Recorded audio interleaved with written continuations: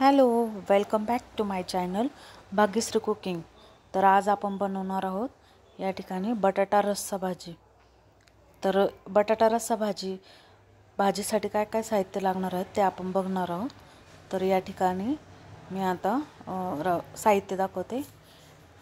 या ठिकाणी मी घेतलेले आहे 2 बटाटे कापून मोठ्या साईजचे, मिरची 4 ते 5 मिरच्या, कढीपत्ता, शेंगदाण्याचं कूट, 2 मोठ्या साईजचे कांदे बारीक कापून घेतलेले आहेत, टोमॅटो आणि लसूण पाकळ्या 8 ते 10 पाकळ्या घेतल्या आहेत, चवीनुसार मीठ। आणि आपण मसाले कोणते कोणते वापरणार आहोत ते मी पुढे सांगणार आहे। तर एका कढईमध्ये 2 ते 3 चमचे तेल घेतलेलं आहे। त्यात थोडीशी मोहरी, थोडेसे जिरे चांगले तडतडून द्यायचे। त्याच्यानंतर टाकण्यात थोडासा कढीपत्ता, 8 ते 10 पान कढीपत्त्याचे टाकलेले आहेत।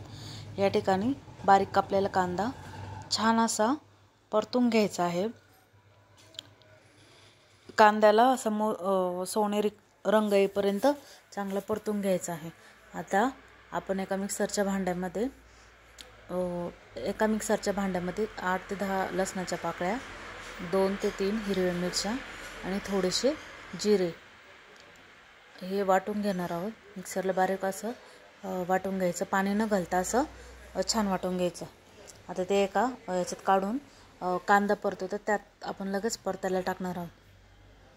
परत चांगलं परतू द्यायचं, त्याला कांदा पण छान परतू द्यायचा।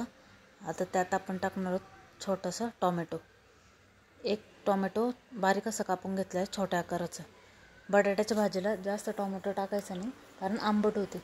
चवीनुसार मीठ टाकल्यानंतर ग्रेव्ही छान परतली जाते।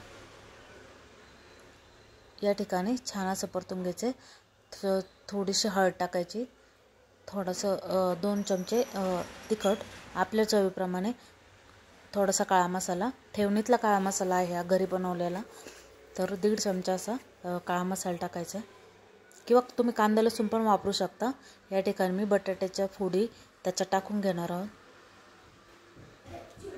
या ठिकाणी बटाट्याच्या फोडी मी टाकून घेतलेल्या आहेत आणि त्या छान अशा परतून घ्यायच्या। बटाट्याला तेल सुटेपर्यंत छान असं परतून घ्यायचं आणि परतल्यानंतर एक 5 ते 10 मिनटं त्याच्यावर झाकून ठेवून द्यायचं। बटाट्याला पूर्ण मसाला असा कोट झाला पाहिजे। आणि त्याच्यात थोडंसं परत मीठ टाकणार आहे, कारण की मीठ टाकल्यानंतर बटाटा शिजायला मदत होते।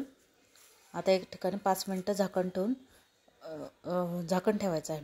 आता त्याच्यावर थोडंसं पाणी टाकायचं आहे, कारण ताटावर आपण जेव्हा पाणी टाकतो ना, तेव्हा बटाटा किंवा मसाला ते खाली कढई डागत नाही किंवा जळत नाही, बटाटे वगैरे जळत नाही।